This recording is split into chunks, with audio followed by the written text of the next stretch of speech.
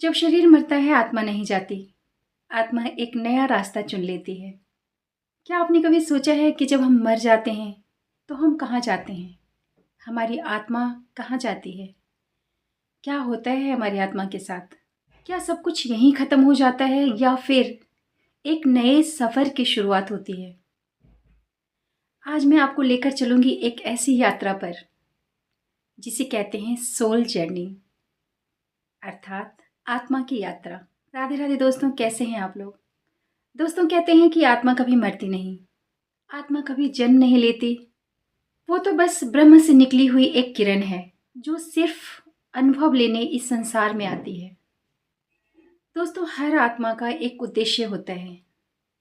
कोई प्रेम सीखने आती है, त्याग, कोई करुणा, और कोई आत्मा सिर्फ अपने अधूरे कर्म को पूरा करने के लिए इस धरा पर आती है।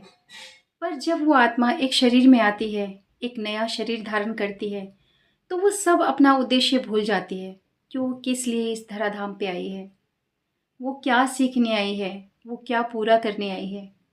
सब कुछ भूल जाती है। फिर शुरू होती है सोल जर्नी, जन्मों जन्मों तक चलने वाली कहानी। अक्सर ऐसा कहते हैं, सोचते हैं कि मेरे साथ ही ऐसा क्यों हुआ। पर दोस्तों, आत्मा के स्तर पर कोई भी अन्याय हमारे साथ नहीं होता। हर दर्द, हर रिश्ता, हर बिछड़ाव एक कारण से आता है। कभी आत्मा को क्षमा सीखनी होती है, कभी प्रेम बिना अपेक्षा के देना, और कभी कभी ना उस आत्मा को खुद को पहचानना होता है। हम सोचते हैं कि हम शरीर हैं, पर असल में हम शरीर नहीं, सिर्फ एक यात्री हैं नाम की इस गाड़ी में सफ़र कर रहा है। जब शरीर खत्म होता है ना, आत्मा नहीं मरती, आत्मा अमर है। वो बस अपने कर्मों के बोझ के साथ एक नए दरवाजे पे जाकर खड़ी होती है। ऐसा कहते हैं कि मृत्यु के बाद कुछ समय आत्मा भ्रम में रहती है, फिर उसे एक प्रकाश दिखाई पड़ता है, एक ऐसा प्रकाश जो उसे अपने घर बुलाता है।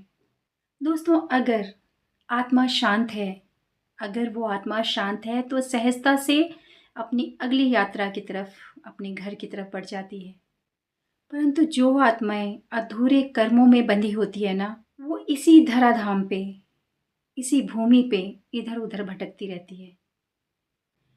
कभी अपने प्रियजनों के पास, तो कभी उस स्थान पे जहाँ उसका अधूरा सपना, अधूरा भाव, जहाँ उसकी अधूरी ख्वाहिशें रह गई हों, वो उसी जगह पर भटकती रहती है। दोस्तों, जब आत्मा तैयार होती है ना, तो वो नया शरीर, नया परिवार, नई परिस्थितियों को चुन लेती है। हाँ, आत्मा खुद चुनती है अपना नया घर, नया परिवार और नई परिस्थिति। ये आत्मा स्वयं चुनती है। जानते हैं क्यों? क्योंकि आत्मा फिर से सीखना चाहती है उन सब चीज़ों को जो उसका अधूरा रह गया है। कभी जो हमें दुख देता है वो अगले जन्म में हमारा सबसे बड़ा सहारा बनता है, और कभी जिसको हमने छोड़ा है वो फिर एक नए रूप में लौट आता है, एक सबक देने के लिए, एक सबक सिखाने के लिए, एक नए रूप में। दोस्तों, जीवन का असली उद्देश्य है सिर्फ अपनी आत्मा को पहचानना। जब हम समझ लेते हैं ना कि हम शरीर नहीं, सिर्फ एक आत्मा है, तो अंदर के दुख, तकलीफ़ें, दर्द सब खत्म हो जाता है। फिर हमें समझ आता है कि हर रिश्ता, हर पीड़ा, हर दर्द बस एक सबक है जो आत्मा को अपने घर तक ले जा रही है, ब्रह्म तक, परमात्मा तक। तो दोस्तों, याद रखिए कि हम यहाँ स्थायी नहीं हैं। हम सिर्फ एक यात्रा पर हैं, हम सिर्फ एक यात्री हैं। एक ऐसी यात्रा पर, एक ऐसे यात्री हैं हम जिसकी यात्रा कभी ख़त्म नहीं होती। एक यात्रा ख़त्म होने के बाद दूसरा सफ़र शुरू होता है। दूसरे रास्ते के हम राही बन जाते हैं, दूसरे रास्ते के हम यात्री बन जाते हैं। एक अनंत की यात्रा। हर जन्म, हर अनुभव, हर आंसू आत्मा का एक नया पन्ना है उस किताब में जिसका नाम है सोल जर्नी।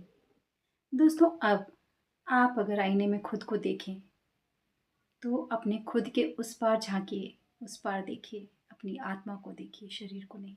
क्योंकि वहीं छिपी है वो जो कभी नहीं मरती, जो हमेशा एक नई यात्रा पे, एक नए सफ़र में फिर से एक यात्री बनकर निकल पड़ती है अनंत की यात्रा की तरफ, जिसका नाम है सोल जर्नी। दोस्तों, आपको ये वीडियो कैसी लगी इसके बारे में ज़रूर कमेंट में बताइए। आज के लिए इतना ही, मिलती हूँ फिर नेक्स्ट वीडियो में किसी नए टॉपिक के साथ। तब तक के लिए राधे राधे, जय श्री कृष्ण, जय माता की।